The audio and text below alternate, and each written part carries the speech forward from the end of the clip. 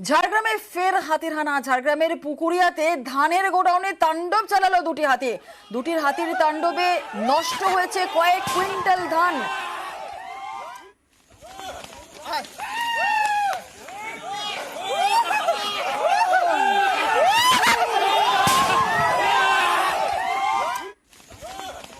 ঝাড়গ্রামে ফের হাতির হানা। ঝাড়গ্রামের পুকুরিয়াতে ধানের গোডাউনে তাণ্ডব দুটি হাতির তাণ্ডবে নষ্ট হয় কয়েক কুইন্টাল ধান। আরো বিস্তারিত জেনে নেব, আমাদের সঙ্গে রয়েছেন আমাদের প্রতিনিধি রাজু সিং। রাজু, যে ছবি দেখছি হাতির হানা, গোডাউনে দুটি হাতির তাণ্ডব, ঠিক কি জানা যাচ্ছে?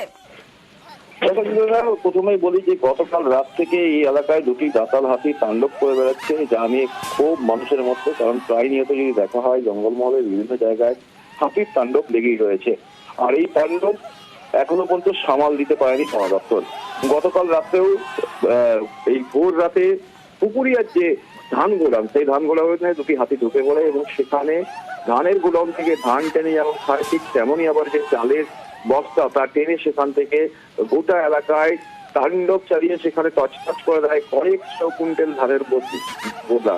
এবং তার পাশাপাশি পাশে যে বাগান রয়েছে, সেই বাগানে ঢুকে যেভাবে তাণ্ডব চালিয়েছে, ব্যাপক আকারে ফসলের ক্ষতি হয়েছে।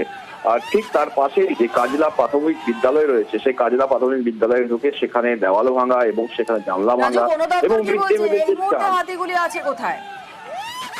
ইতিমধ্যে এই যে পুকুরিয়া বীর, তার পাশের যে জঙ্গল, সেই জঙ্গলের মধ্যেই এই হাতিগুলো রয়েছে। সেক্ষেত্রে যে কোনো সময় আবার হাতি বেরিয়ে আসতে পারে, কারণ যেভাবে ঘন কুয়াশা রয়েছে সেক্ষেত্রে হাতিকে সেই অর্থে নজরদারি চালানো যাচ্ছে না। বন দপ্তরের কর্মীরা সেখানে মজুত রয়েছে, তারা হাতিটাকে আরো গভীর জঙ্গলে ফেরাতে চাইছে, কিন্তু যেভাবে ঘন কুয়াশা রয়েছে তাতে হাতিকে সেই অর্থে তারা জঙ্গলের গভীর দিকে নিয়ে যেতে পারছে না। যে কোনো সময় আবার হয়তো হাতি বেরিয়ে আসতে পারে, সেক্ষেত্রে বিশেষ নজরদারি চালানো হচ্ছে বন দপ্তরের তরফ থেকে। আর মানুষের মধ্যে একটা ক্ষোভ রয়েছে যে বন দপ্তর সঠিক সময়ে আসছে না, যার ফলেই এই ঘটনা ঘটছে।